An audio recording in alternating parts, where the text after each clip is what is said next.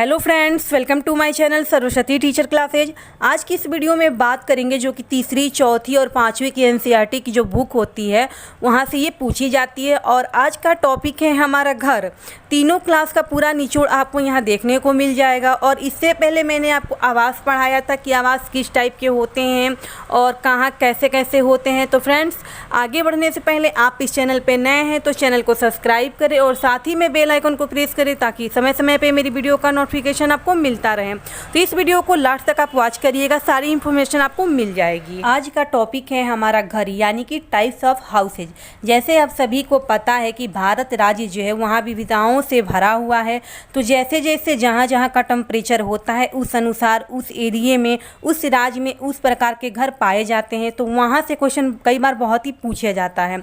तो कुछ important point लेकर आई हूँ तीनों क्लास की बुक से। जैसे कि पहला पोर्शन है कि कश्मीर में शिकारा घूमने हेतु तथा हाउस बोट टूरिस्ट हेतु प्रयोग होती है। हाउस बोट में खास डिजाइन बना होता है जिसे खासमंद भी कहते हैं।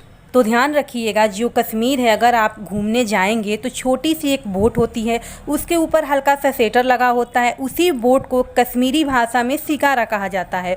उसमें टूरिस्ट को घुमाने हेतु उपयोग किया जाता है। जो वहाँ पे नहर है, नदी है, उसी हिसाब से जो हाउस बोट होते हैं, हाउस बोट आपका श्रीनगर यानी कश्मीर में भी होती है और वहीं आपका केरल में भी ये होता है। तो ध्यान रखिएगा, अगर आपके ऑप्शन में कश्मीर दिया तो कश्मीर को टिक करेंगे और कश्मीर ना दिया हो तो केरल को टिक करेंगे। ये दोनों ऑप्शन एक साथ आपको देखने को कभी नहीं मिलेंगे।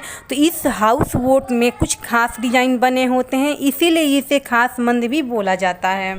नेक्स्ट पॉइंट है कि कश्मीर में मकान की खिड़की बाहर की ओर उभड़ी होती है, इसे डब कहते हैं। आपने देखा होगा या आप कभी जाओगे तो देखोगे तो जो कश्मीर में घर बने होते हैं उनकी खिड़कियां बाहर की ओर निकली होती है, जिसके कारण जो बर्फ़ होती है जमे तो स्लिप हो जाती है, नीचे की तरफ वो निकल जाती है बर्फ़ जब भी गिरती है उस मौसम में। नेक्स्ट पॉइंट है, लेह में मकान की नीचे की मंजिल को खिड़की नहीं होती। छत को मजबूत करने हेतु पेड़ को मोटे तने इस्तेमाल किए जाते हैं तो छत समतल होती है।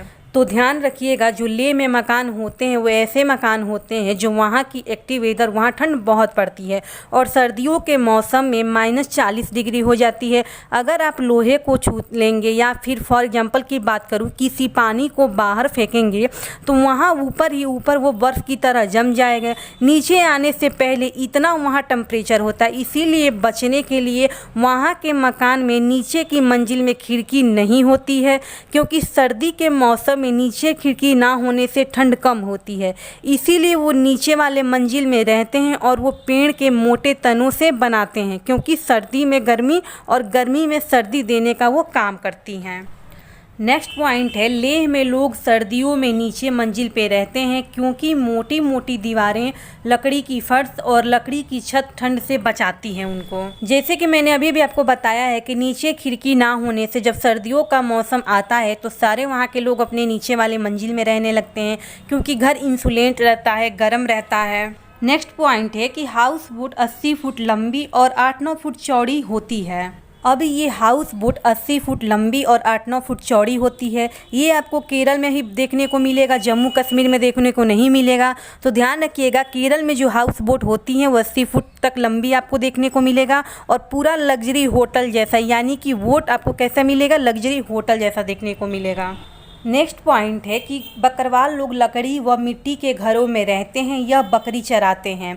यानी कि जो कि आप एक जनजाति बोल सकते हैं बकरवाल लोगों को, जो कि लकड़ी के मकान में रहते हैं और वो पूरे के पूरे मिट्टी से बना होता है वो घर, और वो क्या करते हैं तो बकरी को पालते हैं, इसीलिए उन्हें बकरवाल लोग जनजाति भी कहते हैं। नेक्स्ट पॉइंट है कि गोबर से ज़मीन की पुताई से मिट्टी में कीड़ा नहीं लगता है। आपने देखा होगा राजस्थान के साइड में जो गांव होते हैं वहाँ के फर्श वहाँ की मिट्टी की बनी होती है, तो वहाँ गोबर से लिपाई करते हैं। क्योंकि गोबर से लिपाई करने पर आसपास की जो बायोगैस होती हैं वो मिट्टी में कीड़े लगने नहीं देती हैं, उन्हें सही करके रखती हैं, इसीलिए गाँव के घरों में गोबर से पुताई की जाती है।